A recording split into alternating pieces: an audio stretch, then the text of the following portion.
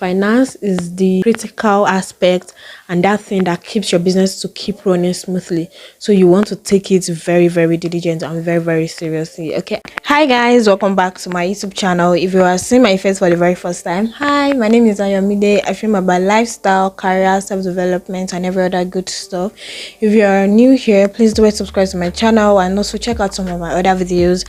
If you're a returning subscriber, hello, how are you doing? Thank you for always coming back. Thank you for always staying tuned. In today's video, as you guys can tell from the title, I am going to be talking about how to manage your finance as a business owner. I mean, previously I've talked about business, how you can start a business, some of the things that you're supposed to put in place, and I promised you guys that I was going to come on here and come and talk about how to manage finance.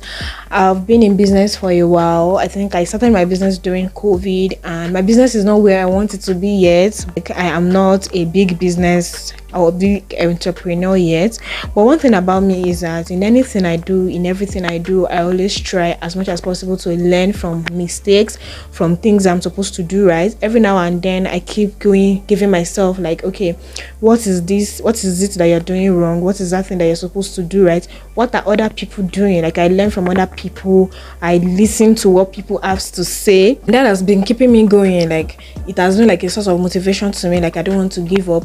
If this person can do it, I can also do it. So if you are there and you just started your business, or you're thinking of starting your business, this is the right time for you to do so, and try as much as possible to learn from other people. Put a lot of things in check before you start.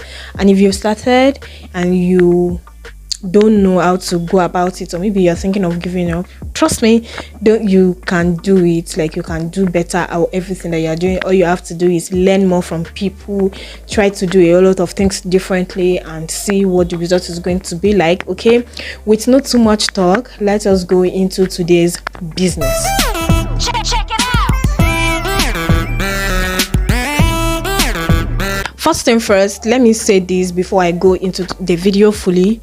If you are a business owner, or if you are starting a business, your business account should be separated from your personal account. This is the only way you'll be able to account for anything that you're doing: your expenditure, your expenses, your income, your outcome, your expense, your whatever thing that happens to your business.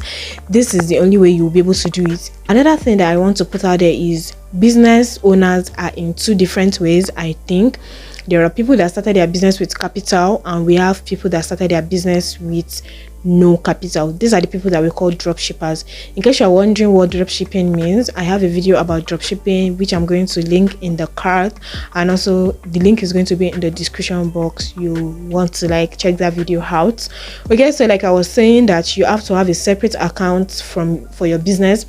This is the only way that it will help you to be able to audit your business, also be able to monitor everything that happens to your business. So I'm going to be making this as practical as it can be. So I'm going to be using figures. So I advise you grab your pen, your jotter, and put out something and do this calculation with me. First thing first, if you are the type that started your business with capital, I will say that, let's say for example, you started your business with 50,000 naira, which is your capital. Number one thing that I'm going to tell you is that capital has become a forbidden fruit. That money is not supposed to be touched today, forever and ever. So if you really want your business to grow, have it at the back of your mind that your capital is a no-go area. Do not for once think of touching that money.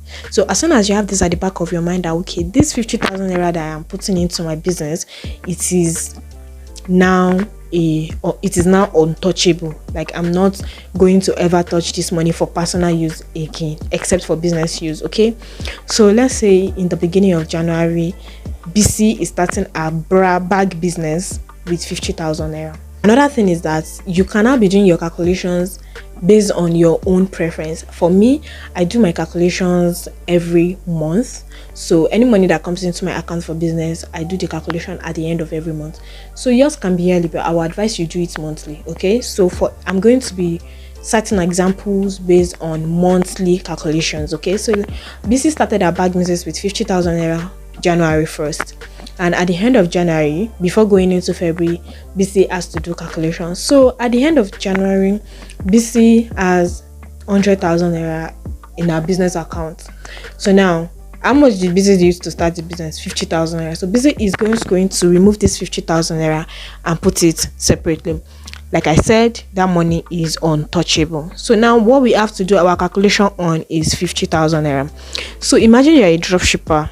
At the end of the month, you realize that you have 100,000 naira in your account. Now you don't have capital because you did not start your business with capital. So as a dropshipper, I would advise you start saving for your own capital if you want your business to be established. So you have to start saving for your capital. So every other thing that I am saying in this video is for you, is for both the people that started with capital or for people that are dropshippers. So the only difference is that dropshippers are just trying to save for their capital. Okay, so like I was saying, at the end of the month, BC had 100,000 naira in our business account, and after removing the 50,000 naira, which is capital, we have 50,000 naira to do our other calculations. So number one is expenses. So one thing that you have to have at the back of your mind is any money that you spend on your business, even if that money is coming from your personal account, at the end of the month, please take that money back into your personal account. Let's say during the course of business in January, I had to send extra money to my supplier, I had to send money for logistics, I had to get branded nylon, but because I did not have money on my business account at that time, I had to like borrow from my own personal money. So at the end of the month, take back that money. Or let's say you wanted to post on social media, you wanted to do business ads and all that, so you remove the money from your personal account. At the end of the month, calculate what your expenses are, your data, your ads, the ads that you run, branded nylon, every other thing, every money that you removed from your personal account, take it back. So take it back. Okay, so now let's say my expenses in the month of January is 3,000 naira. So I'm going to remove 3,000 naira from the 50,000 naira balance. Remember, not your capital. 50,000 naira. This 50,000 naira is what is sounding like, what is like your gain. So from this 50,000 naira, you are removing 3,000 naira as your expenses. So after removing this 3,000 naira, what we have left is 47,000 naira. So you remove 10% and add it back to your capital. So by the next month, which is February, you are going to be investing 54,700 naira into your business. Do you understand? But it depends on how you want it. You know, there are some people that has like extra source of income. But if this business is the only source of income that you have right now, I would say you take things slow and take it one step at a time. If you know that you can do with 20%, like you can remove 20% from that gain and add it back to your business, please go ahead.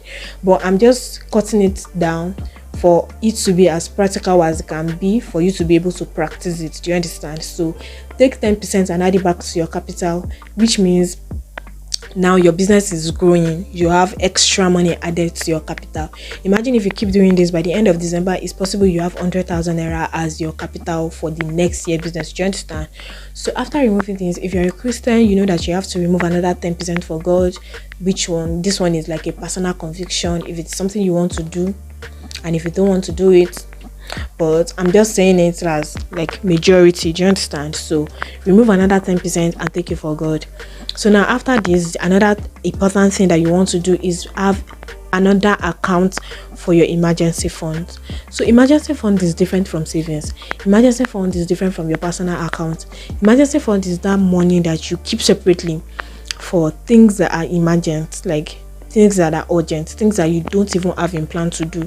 Let's say that there is like a water spillage at your place and you have to just do it and you don't have planned for it. Or let's say someone has to, like, you know, all those billings, all those things that basically are not in your plan for the month.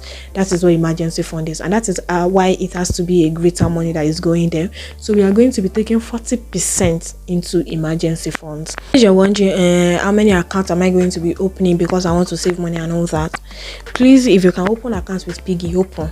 If you can open accounts with Cowrywise, PalmPay, OP, all these apps are very easy to set up. All you need to just download the app, and then, well, this is not a paid ad, Abby. 40% is going into emergency funds, okay? And after that, we need to have a saving plan. This saving plan is 20% that is going into saving plan. So one advice that I usually give, or let's say something that I've realized recently, like a few months ago, that I've started doing, is to not just put my money in banks. I allow my money to bring in more money for me. How do I mean? So 20% is going into your savings, but why are you just putting that money into GT accounts where it is going to be there and just be looking at you, and when you want to go for Ashwebi and everything, you just dip your hand into your savings and say, she is my money. But if you can lock your money away, I think PiggyVest and Carrywise, those are the two apps that I have tried to use. They have a way that they calculate interest. So let's say your 20,000 naira is locked for 3 months. At the end of 3 months, there's going to be a particular percentage of interest that is coming into the money.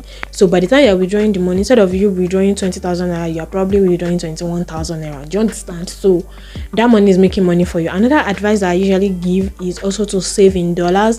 PiggyVest and Carrywise, I have checked them. They also have this plan, so you can save in dollar. Imagine when you are saving that money, dollar is like 600 naira, and then you save the money, and by the time you want to withdraw, dollar is 780. Are you doing the calculation? So these are like another way to like let your money make money for you. Do you understand? Basically, so that is what your savings is going to be like. That savings is basically like your interest, just like your investment. Sorry, that savings is like your investment.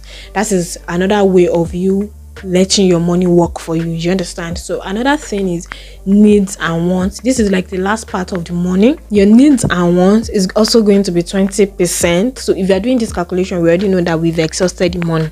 So this needs and wants is going into your personal account. This is like your salary. Thanks for doing the stress. Thanks for going through what you went through in the month of January. Thanks for being diligent with your business. But this money has to do with self-discipline, and that is why you have to be self-conscious and have to learn a lot about money management and everything. So let's say for the month of February, I have a lot of things that I want to get, but what are the needs? What are the important things that I need to get? I just don't want to get it because I have money in my account. So you have to discipline yourself in the way that you might not even have to touch your emergency fund in a month. Do you understand? So this needs and wants has to do with like, okay, I need to make my hair. I also want to like get a bag. Now, what is the most important thing? I don't want to present myself looking shabbily to people that want to patronize my business. So let me go and make a. So that bag that I want to get, I can postpone it till next time instead of buying that bag. Okay, someone is trying to do wedding and they invited me to come for Ashwebi, and the Ashwebi is like 30,000 naira. And looking at my account, I realized that I don't have enough. But because I don't want this person to feel bad, I go and dip money into my emergency funds. Now you are not disciplining yourself. You need to discipline yourself when it comes to finance. You really need to be self-disciplined. You need to be able to like inculcate the habit of, okay, I'm doing things that I need and not what I want. It is not a matter of this is what my friends are doing, let me also do it. It is a matter of you cutting your coat according to your material. Now imagine if you have 2 yards of material, you don't want to sew agbada because it's not going to be enough. So do things according to what you have. Don't overdo. Do you understand? You have to like deal with self-discipline. You want to like cut your coat according to your material, basically. So these are the things that are going to help you manage your business very well. And if you continue to like implement this, you will see how grown, how different your business is going to be at the end of like 6 months or 12 months, depending on how consistent and how disciplined you are. Okay, don't forget that finance is the critical aspect and that thing that keeps your business to keep running smoothly. So you want to take it very, very diligent and very, very seriously. Okay, and that brings us to the end of today's video. If you learned 1 or 2 things, please let me know in the comment section. Please give this video a thumbs up. It helps YouTube to push out my videos to other people. If you're yet to subscribe and you've watched to this point, please click that subscribe button and share this video with any other person that you think might be in need of this kind of content. Until next time, they are going to be seeing my face again. Stay cool, stay calm, and be happy. Bye guys.